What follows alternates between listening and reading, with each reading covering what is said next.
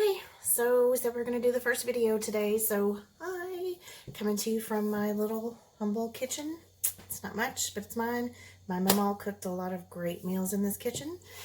Since we've lived here, I have definitely come to understand why she was always saying, get out of my kitchen.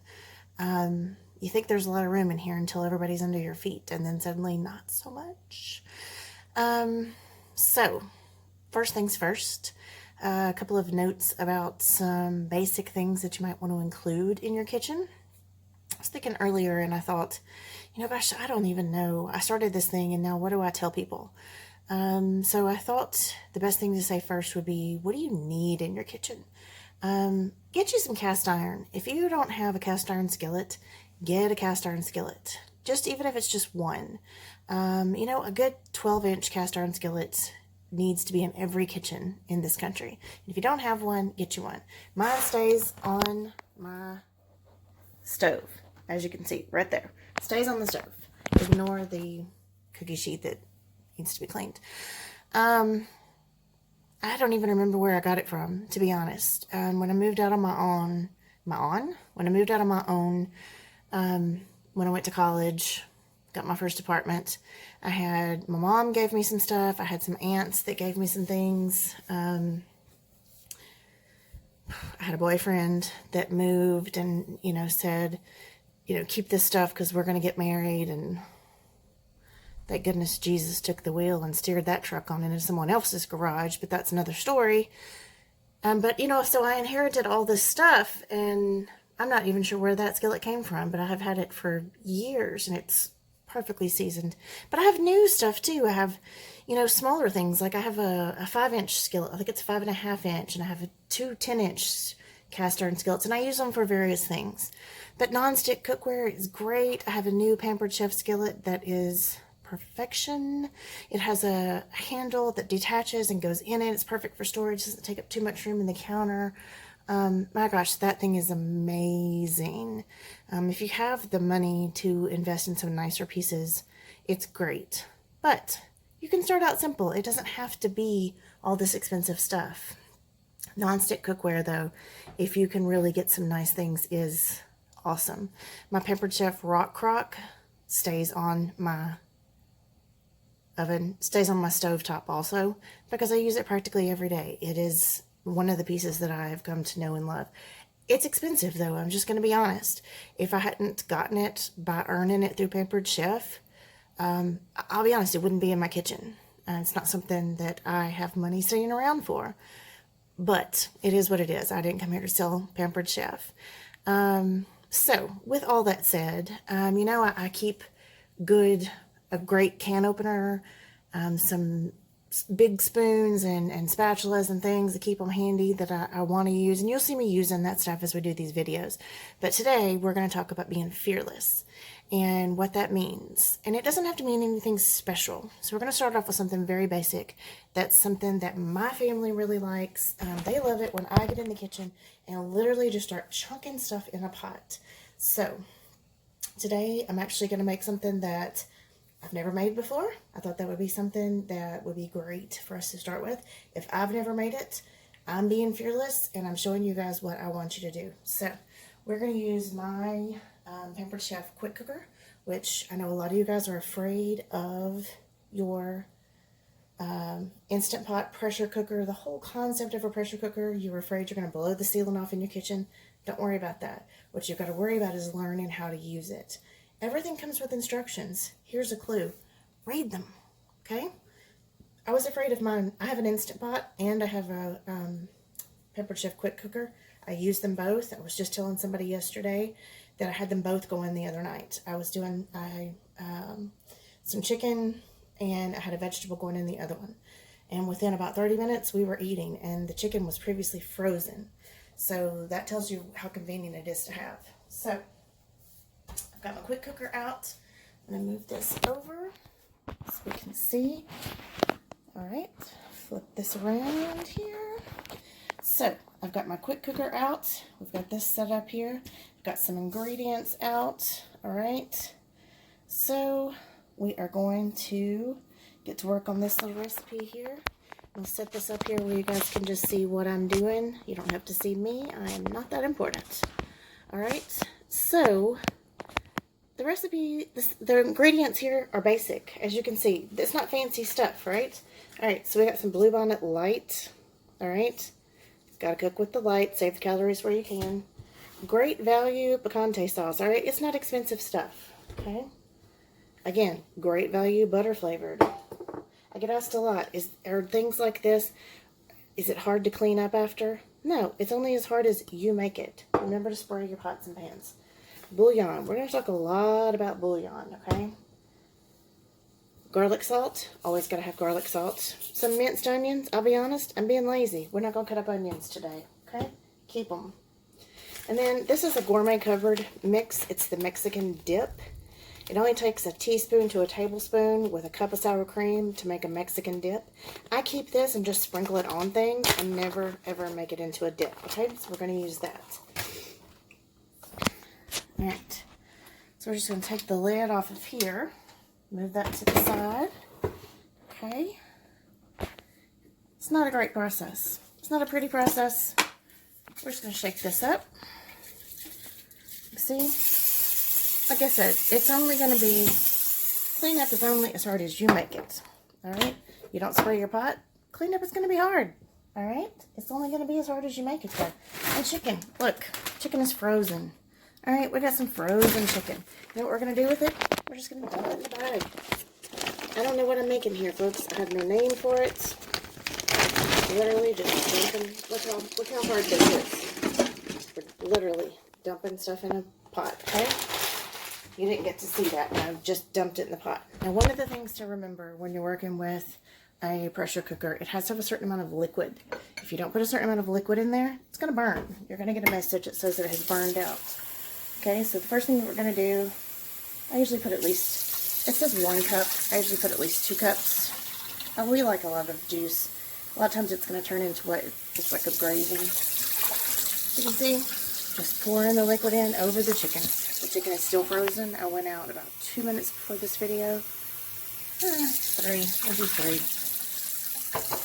Now, the salsa and things like that, that's liquid. But you're always going to want to add some water, for the most part, to the recipe as well. Okay, so we're going to set this back up where you can see what I'm pouring in, what I'm doing. Now look, you know what? We're going to put this whole stick of butter in there. You know why? Because butter. Alright, we're dumping that in there. Salsa. I honestly have not considered how much salsa I was going to put in here. Just salsa, alright? We're not going to measure. We're just going to be like, yeah, you know what? That looks good. Okay? Yeah, salsa. Fearless. It's all just about being fearless. You just look at it and you go, yeah, looks good. And if it doesn't work out this time, next time, put a little more. It'll be fine. Alright, so we got our garlic salt. Okay, it doesn't matter what brand you use. It does. You want to use a nicer brand. I probably could get a nicer brand than this. I don't know. I like this one. You don't. And you know what? I've used cheaper brands. Pour it in. Did I measure it? Nope. I add it. I know about how much I use every time. Okay. Put this down here. Pour in some minced onions. Now, back to the dip. Again, the Mexican Fiesta dip, okay? Keep our little measuring spoons right here handy. We've got the 1 teaspoon. Let's do, you know what? I don't know. Sprinkle it good. We'll do 2 teaspoons of the Mexican Fiesta dip. Pour it in. Looking around, what else have we got here? We've got the bouillon. This is not a video for people who get sick easily here. I'm going to set this up right here on our air fryer. Sorry. I never claimed to be professional. In case you know, maybe have had a chance to watch the first video, I pretty much said this wasn't going to be professional. Alright, so let's talk about bouillon for a second. Buy the big thing of bouillon. Don't get the little cubes. They're hard to work with. You've got to put them in steaming hot water, wait for them to crumble up.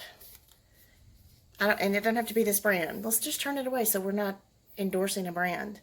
by the granules, okay? You just scoop it up, pour it in there. I put in 2 big healthy scoops, dropped it in, okay? It just enhances the flavor, gives you a nice good broth. Now look, here's the deal. Get me a spatula.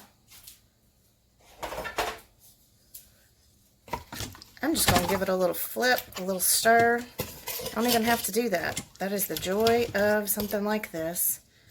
I just do it because I like to mess around with stuff for the most part, I'm going to be honest. Alright. Now, we're going to put our lid on, plug it in. You can hear the little beep. Just to make sure you're putting it on in the right direction.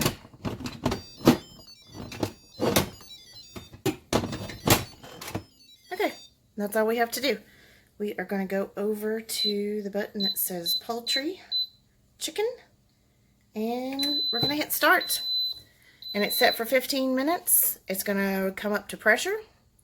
And once that's done, it's going to be done. It's going to be cooked. We're fearless. We're amazing. All right, so I'm going to come back and we will follow up with what this actually looks like. And I will do a follow-up video showing how you release the pressure on the cooker. And we'll see what it looks like and how it tastes. All right, stay tuned. Okay, so time is up on our quick cooker. And as you can see, it's keeping it warm. It's been keeping it warm for 3 minutes now. So here's the deal. So one of the things that I really love about the Pampered Chef Quick Cooker is that on some of the other types of this type of situation, you've got all of these features close together. And so when you go to do a quick release, you've got to be right back here where, see, I'm just barely bumping it, the steam is coming out. So you've got to be right back here where it is when you want to push that button, and you're going to be right back here where the steam is releasing. Now that's not the case with the quick cooker. You can be right back here. So you got a couple of options when you want to release your steam with the quick cooker. Okay, so here's the deal. I can just let it sit here for 20 minutes or so and release the pressure on its own, and it will just naturally release the pressure. And what's going to happen is I'm going to see it. It's all going to, this thing is going to pop, and I'm going to know that the pressure has released on its own. Or, and you don't want to open the lid until the pressure is released. Okay, that's when you end up with ceilings popped off and all that kind of stuff. So I'm going to press this button. See the pressure coming off? Now, when all the pressure is gone, I'm going to know that it's safe at that point to open my lid, and not until then.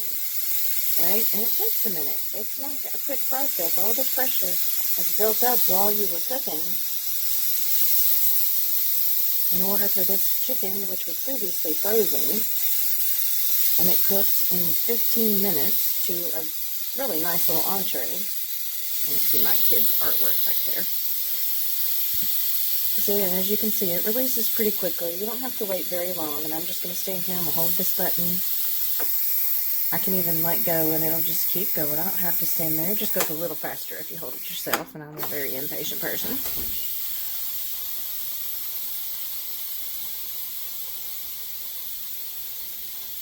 Alright. And when it finishes, we'll be able to open the lid and see what we've cooked.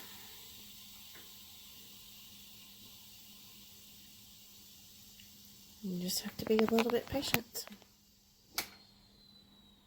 See how the red button has gone down in there? That means it's safe to open. Alright, we're just going to take this and move it over. And look at there. We've got chicken. See? It's looking pretty good. I will report back. Alright, so we're going to get some out. I'm going to show you how easily this cuts with a fork. You don't even need a knife, okay? So, watch this. Look at that. It is just cutting right through it. I don't need a knife. Cutting right through that so easily. And check this out. These are the plates of the middle little and the husband who have already tried it and both said it was delicious. It's just that easy, alright? So, Having tasted it, I would say maybe a little more seasoning. I don't know. Probably a little more of the Mexican dip next time. We like things to be kind of seasoned around here. The oldest says she likes things that melts her face off. This is not going to do that. But it's good. I like it. I would definitely do it again. Maybe change up things a little bit, but it could be a whole lot worse. It's fearless, and we did it. We did it together. You could do it again. I'll probably write it down. I don't tend to do things like that. But I need to. So that's the whole idea. Be fearless, throw things in a pot, and maybe write things down if you like it, because you tend to forget what you did and then you can't do it again. So I'll definitely do this one again. We liked it. And until next time, see you guys later. Bye.